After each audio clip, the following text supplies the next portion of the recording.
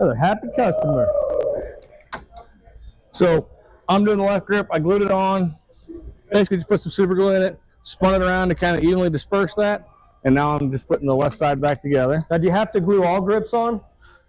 I already explained this. Where were you? No. Oh, I'm sorry. I was getting a battery.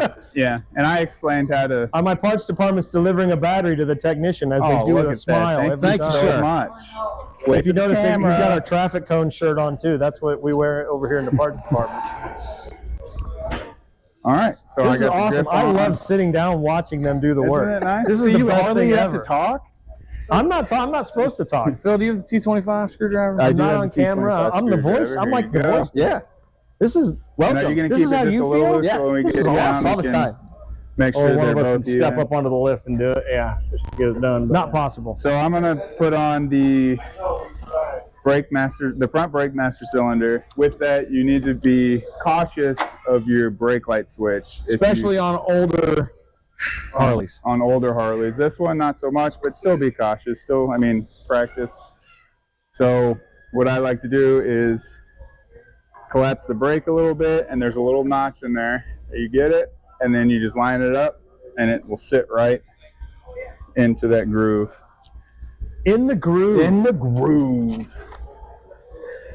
And it's a very similar thing with the clutch, except you don't really have to worry about the clutch switch in this scenario. So, question, since you already started this, Chris, did you actually test ride this one first? Yes. Oh, you did? Okay. So what did you feel out on the test ride, or what were you looking for? Everything felt pretty good. I'm checking for warped brake rotors is one of the big things I check for. This bike is rigid mounted, so I'm not really checking for motor mounts. What do you feel on a warped brake rotor? You'll feel a pulsing in your foot if it's the rear, or in your front right hand if it's the front brakes. Like the lever of the pedals moving back and forth on you? That is exactly right. That would explain it. So if you're feeling that, get your rotors checked. Thank you.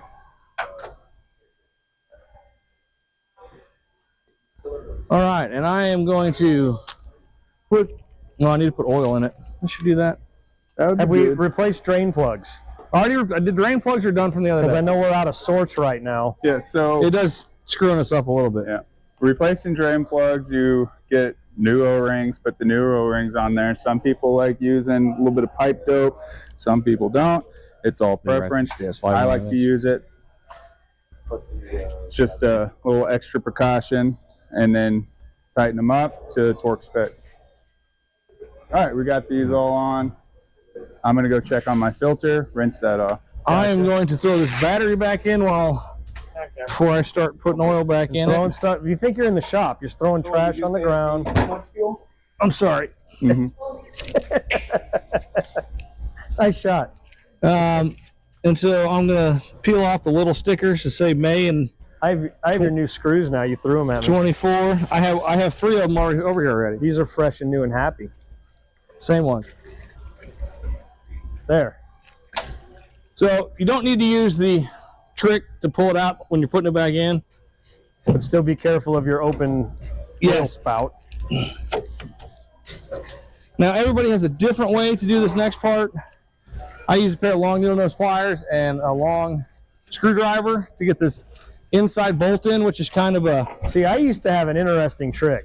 Some guys like to use magnet or the claw. I never took it out of the cable. That one's still in the cable. Oh, then you just use a screwdriver and get it. I line it up with my needle nose.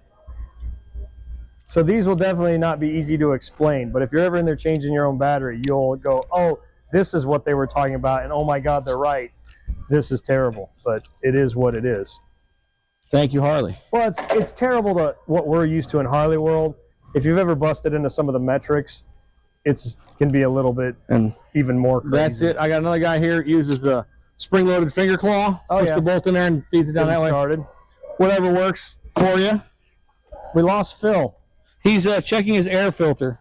Ah, he's checking his air filter. I'd say on some of the metrics, like you can definitely tell that like it was an engineer who made where the battery went and everything like that. Had nothing to do with ever needing to maintain it or access it. Yeah. And I have been to Milwaukee and Harley for training, and they will not let us go where the engineers are. To yell at them? Guess why? Because because there would be a brawl. Yes, we would have some words for the engineers. I would find whoever came up with all of the plastic moldings and such and just throw razor blades at them, because that's what they do to us, because every edge of every plastic item that's not normal touch areas on the bike are razor sharp edges. I have cut myself more due to plastic pieces on these bikes than the metal pieces.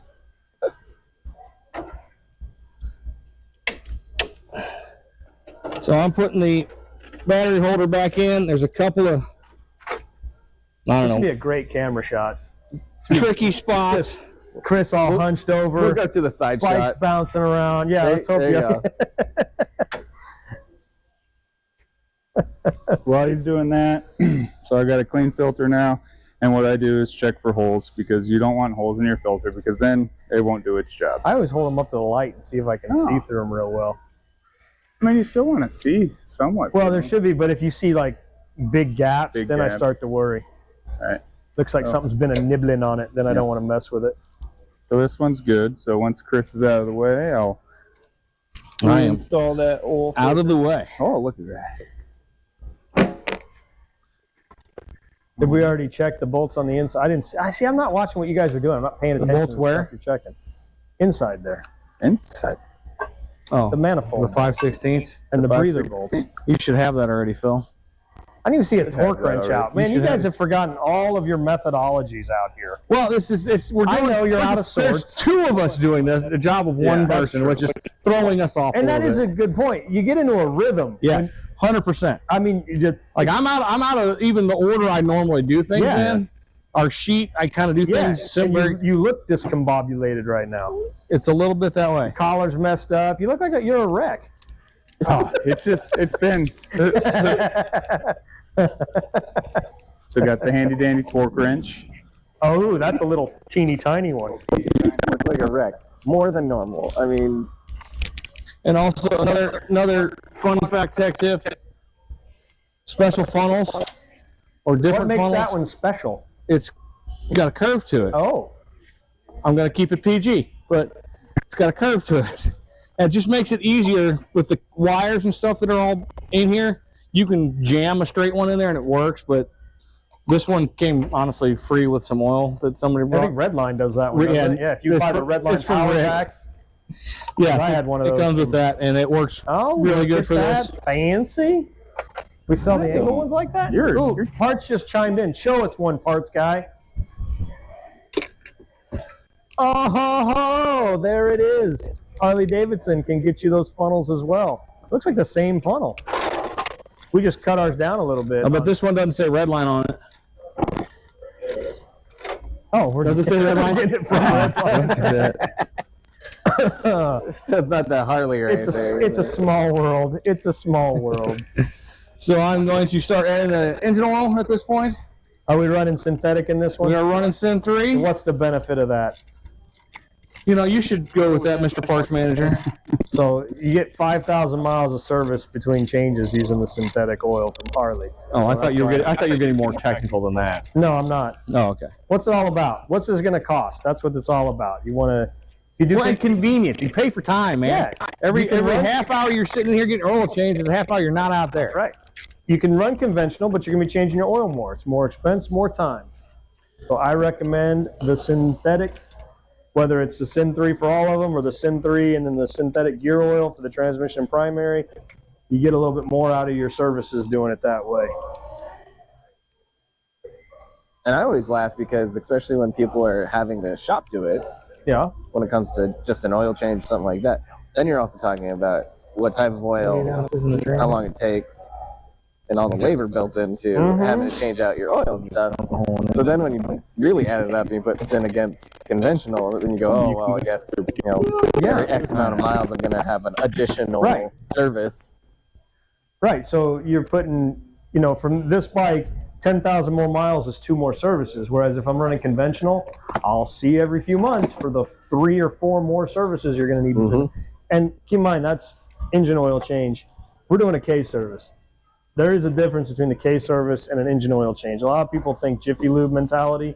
There's nothing wrong with that, especially if you're doing them all the time. But on a Harley, and on motorcycles in general, you want to keep all of your systems functioning real well, because the reality is if your car starts to act up and you got to pull over to the side of the road, put your flashers on, call a wrecker, no big deal. If you're riding down the road on your motorcycle and you have an issue, you might be in a little bit more of a predicament, and you might not be in a place where you can seek safety. So you want to keep your motorcycle in tip-top condition.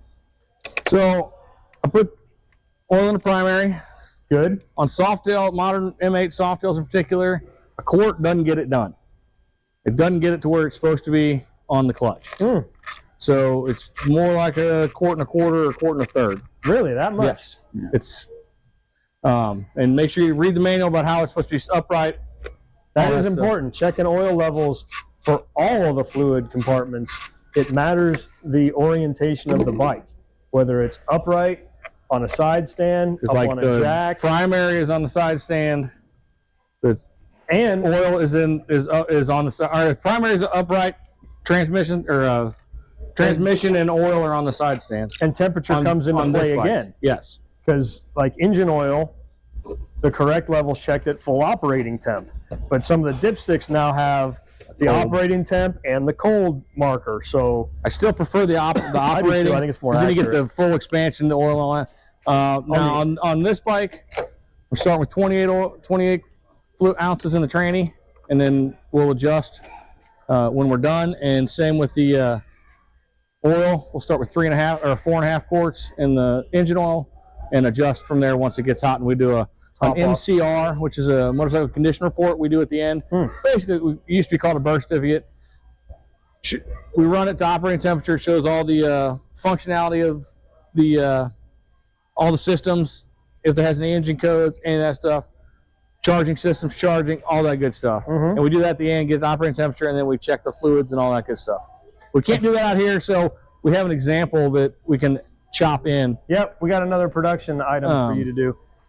So, and it's for, I didn't do one for this bike yet because we're not done. So I just printed this random one. It's for a 2018, I think, Softail, but it is a systems check, like you were saying, for your engine management system. It'll show you all the readings for all your sensors. It will show you if the bike's charging correctly. It's a nice thing to have, especially if you were buying a used bike. We do these on all our bikes going to the floor as pre-owned. We also do rider to rider. So if you were selling your bike, yeah, I was gonna. Can I talk about this, or does this get us in trouble? I don't think so, does it? I actually do the MCRs. We inspect all the bikes. I was going to say, I don't think it gets us in trouble. I mean, we could talk about rider to rider. That's fine. Yeah, rider to rider, you're going to come sell your bike to another individual. We can assist with that and actually we do an inspection on these bikes, and that MCR is part of that, where we can verify all the systems are good before you buy that bike from an individual. But if it's on our sales floor as a bike we're selling to you, it's already been done. This is what we're doing to make sure you're ready to go. So again, we're not doing just an oil change. We're not just putting air in the tires. We're not just washing them and slapping them out there. We've already done the air in the tires. Yeah, he's already done the air. I was going to say, rider to rider is kind of like when you take your friend with you to go buy a car. Yeah. He's going to look through everything that maybe you're not so quite savvy on, and then also stand there while you're handing over. Which is, it's that little bit of peace of mind, just knowing it's getting checked out. Yep. But the techs take pride in what they're working on out there, and the service we're performing on this bike will be the same service we provide if it was your bike and you're bringing it in for a service. That's the level that we're putting them out on our sales floor with, and we're erring on the side of the customer, like with that battery. Yes, technically it started the bike, and we could have left it in there, could have done some test rides, you could have ridden that bike home, and then in 3 months go, oh man, my battery's junk, and go, well, it's a pre-owned bike, sorry about your luck. But we're not doing that. We want to make sure you're going to have a good experience with your bike. All right, so... Oh, sorry, go ahead, Phil. No, you're good. So we already got the clutch adjusted, so got the oil in to the primary. So what you're going to need is a new inspection cover gasket. You can't reuse it? We do not. We not recommended. It is an O-ring. Once it hits that pressure, hot and cold and hot and cold and hot and cold and hot and cold. So you toss that one, get a new one from the parts department. In my world, all O-rings and gaskets are one-time use. Use. Some of the gaskets have a crush feature, Once they've been compressed, they're Yeah. done. O-rings deform, they warp. I mean, if you're in an absolute pinch and you just got to be riding, sure. But I would then treat it like a spare tire. I need to get this in and get it fixed correctly, or you're going to have leaking problems potentially. Yep. So get that inspection cover on. There's always that element of having to get creative when you need to get creative. If you're out in the middle of nowhere, what did we try to fix your radiator hose with? A beer can? Yeah, Modelo. I think that was the problem. We went with Modelo. The bougie Modelo. From Milwaukee, so we should have had like a Miller. I think that would have fixed it. That would have fixed it. So we were using metric, and we should have had standard. We actually got really creative. We used the Modelo can and quarters for spacers. That's right. We did use quarters. Phil got all sorts of artistic. Another fun fact is the derby covers on the modern Softails. It's a very light torque spec. It's the new it's screws. like 35 inch-pounds. Yeah, so if you're... So don't go 90 inch-pounds like the old derby if you're the covers. old Just way snap of, them right 90 off. pounds, you'll bust the head of that screw off every time. So make sure that's again where it comes into having the service manual or picking up one of the shortcut torque books. You can buy a little cheat book that has nothing but torque specs for your bikes in it from Harley as well. They're kind of... What's that? Or arthritis. Or arthritis? Yeah, you can't do it. As much as people think they have calibrated elbows and wrists, it's not. Yeah, my calibration keeps going out the older I get. Just don't ugga-dug it. Don't ugga-dug it. That's right. I'll ugga-dug loose sometimes, but I don't ugga-dug tight.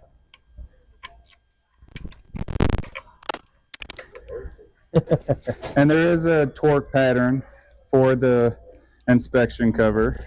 The cross pattern usually works the best when crushing O-rings and gaskets and things.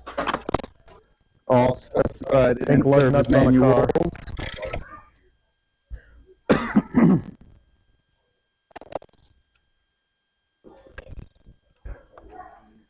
If this goes away, I should just mix up his toolbox. Yeah, just completely knock them all down, mix them up, change the drawers.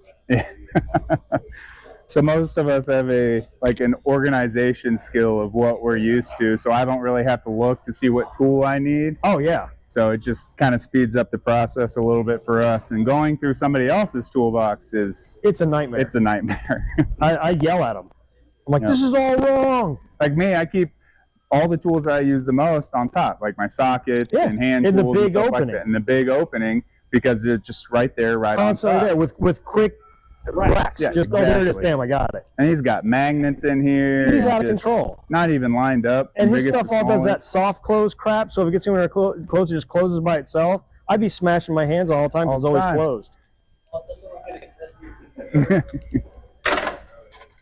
Here he comes. All right, shush, shush, shush.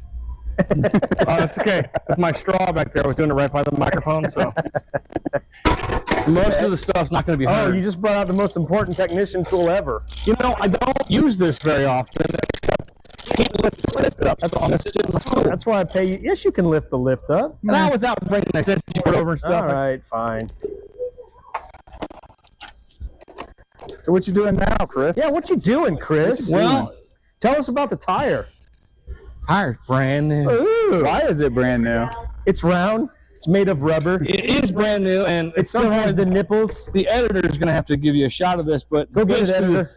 there's a crack going through all the way, and it's a 4-year-old battery or tire, and my guess is Looks kind of squared off from here. it's squared off with about 10,000 miles. It's got some cupping. What's cupping? I describe like alligator scales. Yeah, that's actually that's a a really good one. good description. Make some good boots out of that tire. Pardon me? Make some good boots out of that Yeah, tire. right? Yeah, all the way down the center. And then if you look this way, you see one of these is a little higher than the other. You see what I'm talking about? Like, you know, So while they're inspecting that, you also inspect the front these tire. two, you can, Our audience adding to the narrative perfectly. No, you can. don't You be can sorry. say I can't say Yeah, it. you You can can don't say be it. sorry Show at the all. audience. So a lot why that happens is See where we found the like center cracks tire down in pressure. there? Oh yeah, really. So we still if you got some don't tread keep on it, but there's no correct way tire we're letting that go to pressure, the you floor. ride We too saw on low, the company you ride feather, too you can high, feel it right that there. It it'll ramps cause up. an So uneven that's when you're wear going on around your a turn and the tires. bike's going boop, boop, boop, boop, boop. That's that kind of stuff. So even though the Harley tire for spent distance, like, oh, I got some thousands, life in I it. think- This I thing's mean, going. It's going to be a crappy ride. Every That's the single bottom brand line. spends thousands and thousands of miles testing at certain Usually PSI that under inflation. and certain tires. Air the pressure, best it's of the all best about the on air your pressure. bike. Oh, When you two fighting, nobody's gonna hear anything. No, so we got a question over here, Chris. What causes this wear on the tire? We were explaining the inflation. If you hadn't been talking to people, Phil was explaining it. Oh, See? yeah, see, well, we talking at the same. See, we're mic'd right The people now. on so- video aren't gonna be able to hear anything because you I know. both were Yeah. talking. You got to give me a sign to shut up. There we go. Okay, I'm gonna quiet. start throwing wrenches at you. There's some other signs we can give you. So do your inflation explanation when it again does since I that. ruined it. So So what you want to do? so just check proper inflation, and when I recommend that is every time you hop on your motorcycle, just make sure most Harleys are 40 in the rear and 36 in the front, and you can also find that on the sticker on the right hand side. Is that it will tell you what it needs to be inflated to, like your Of the 21 frame, not the tire. Yes, of the frame. A Go lot off of the new frame. bikes come with TPMS sensors. Tire It'll- pressure tire monitors. pressure monitor, which will help you. When that light comes on your dashboard, don't come here first. Check the tire pressure first. Yeah. Because it will throw a code for that. So Yeah. Most 21 front ends or 21 front tires are 30 psi. 32. And then when you start getting into your Pan Americas and Sportster S's, they're just a little bit different by 1 or 2 psi. Ooh, are you explaining what you're doing? I haven't yet. I'm waiting for you guys to shut up. Okay, we're gonna shut up. So Chris is doing something fun right now. Particularly on spoke. Well, I only do it on spoke Yeah, bikes. what are you gonna do but- it on mag wheel? Spoke bikes need to have their spokes checked every service. If they come loose, it can get it's not out of round, so the wheel won't be round anymore, or out of what's the other one called?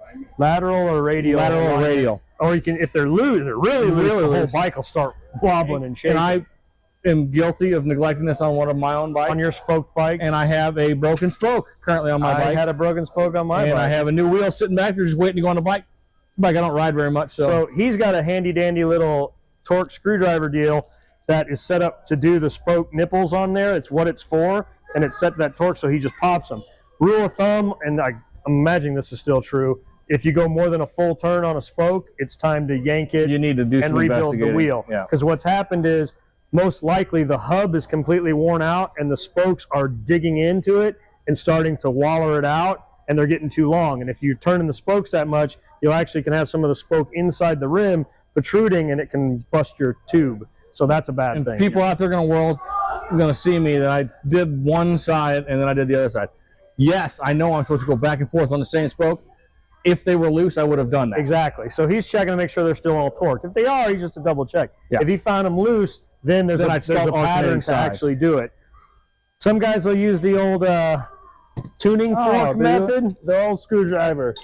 There you go. So you all can argue with us online about that all you want, but that's as good as your calibrated elbow. That's right. It will tell you if one's broken, but Yes. that's really late. And I'll tell you if one's loose, you'll get a thud, Yeah. but you should always torque. So yeah.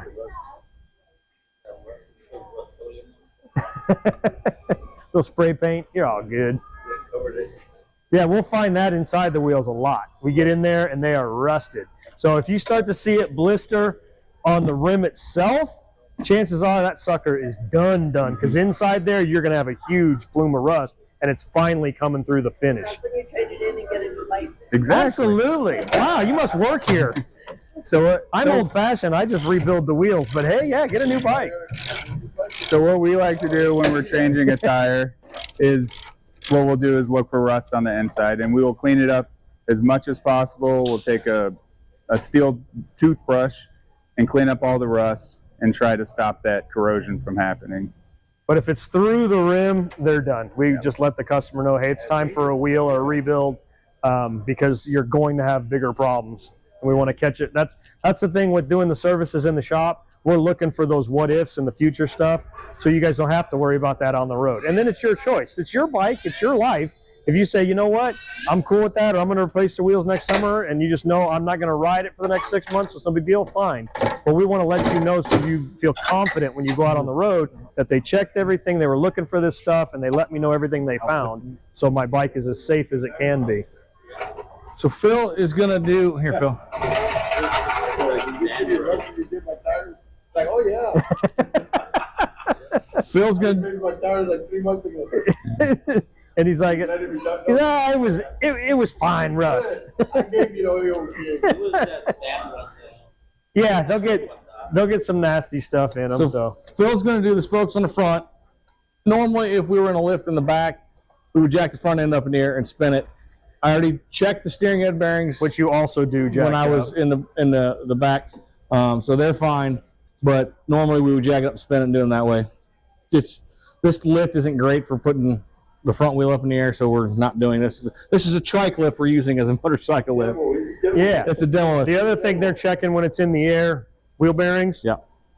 Spinning the wheel, making sure it's smooth, feeling for vibration, because a bad bearing going out, you start to feel a little buzzing. Yeah, that's how we always describe it. But you actually feel it in the axle, on the fork legs. I'll feel them in the handlebars. Oh, yeah. Yeah. Yeah, so if a bearing's exploded, it's really easy to figure out because your wheel's barely attached anymore and it looks terrible. But if one of the sealed bearings, which are not serviceable, if they're going, they may look perfectly fine. But going down the road, it might sound like road noise a little bit, thinking my tires are roaring, but it sends a vibration through the bike. And these guys have done it so much, if you ever see a technician do it, they'll have the front end in the air and they'll grab this fork leg and spin the wheel. And it should be butter smooth. And if they spin that and they get that little buzzing feeling in their hand, they know one of these bearings or both of these bearings are on their way out. And once they start to go, they just keep going faster and faster. Because we never replace just one bearing. Never. If we're doing a bearing, we're doing both bearings. Right. Mostly because most of the time the one bearing sets the depth of the other one, but we were not just doing one bearing. Change them both. Well, so it depends on the bike you're on, if it's ABS or non-ABS. Bearings are going to run somewhere between $40 and $60 a bearing. Yeah. And then the labor, it kind of depends. Like we do some things where if you're doing your tire and the wheel's off anyway, then you're getting a break on the labor for the wheel bearing. And that's one thing we check. As soon as I take the tire off the bike when I'm changing the tire, first thing I do is check the bearings. But if you're doing the whole job, the wheel on and off, you're paying a little more labor for it. So, but you do always want to make sure, one, we are identifying the wheel, because if it's an aftermarket wheel, we got to be a little more careful because it could have different bearing setup, different spacing setup. It may not be a traditional Harley bearing. If it's a Harley wheel though, we're going to replace them. There is a specific order to the setup, so everything works correctly and is aligned correctly. Some folks think you just throw the bearings back in and hammer them all the way in and you're done, and now you've messed up the alignment on the bike. Your rotor won't line up with your caliper, and they'll rub and burn up pads, burn up rotors. So there's a very specific order. Again, back to that service manual thing. If you don't have a shop doing it for you, the service manuals explain which side you start with, how far in you start the primary bearing, take it back how down. far, what you do with the spacer, how big everything's supposed to be. You get all those measurements, and they're also checking when they're pulling those bearings, is the bearing still properly seated in the wheel? Because the other thing you'll get is a bearing itself can start to wallow out the hub. If you can pull a bearing out with your finger, your wheel's done. It's over. That wheel's junk, and I've seen that happen. So, Does that go with mileage or years or? yes. all of it. Condition of riding. Abuse, riding. If you like to do land hard wheelies, you like to do big burnouts. If you like to ride on the beach, that's the stuff that just eats these things up. Well, we live out in the country, so it's like beach all the time. So If you're the into dirt? dirt and sand, absolutely. Dirt and sand, that speeds up the aging of everything on the bike. So it just means you got to do your maintenance more often, especially when it comes to lubrication and cleanliness. Because that, You got to rinse off my bike for well, and that's the other thing. Washing your bike is fine, but also dry the bike, because that water, especially if you're using a high power hose, it can get into places that are not fun. You'll ruin steering head bearings from over spraying into the steering head. radio. Oh, electronics, forget I it. washed my bike with a pressure road just for my radio. Yep. Last week. The Harley's equipment, electronics, everything, they're designed to be weather resistant. They can handle rainstorms and things. Not a 200-mile-an-hour typhoon right in its face from an inch away. 3,000 psi. Exactly. If your power washer can take the paint off the bike, yeah, you don't want to spray it at your radio. So another thing I just did while I was over there, you couldn't see, is I checked the belt deflection. Belt deflection Very is a important to be major done one. every service. This bike is supposed to be done on the ground when it's got the weight on the bike, standing upright or on the Jiffy stand, doesn't matter either way. But this bike is in spec.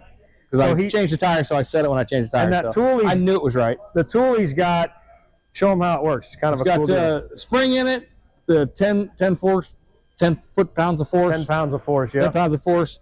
And basically there's a line on here you can barely see anymore. But when you get to that line, you can then measure either going up or down. There's little marks on the belt guard on this one. There's marks on the belt guard. Sometimes you got to get a ruler out depending on how old the bike is.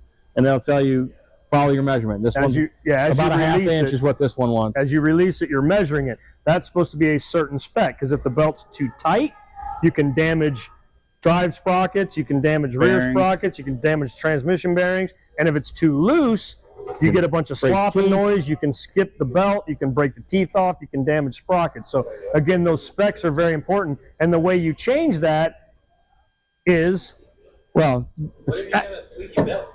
So there's a few things that can do that. If you got a squeaky belt, you want to check, for one, is the belt worn? You want to look and see if any of the teeth are rounded off, if the edge. I have found more often than not the wheel alignment may not be perfectly straight, because the belts will walk in or out if the wheel is slightly turned.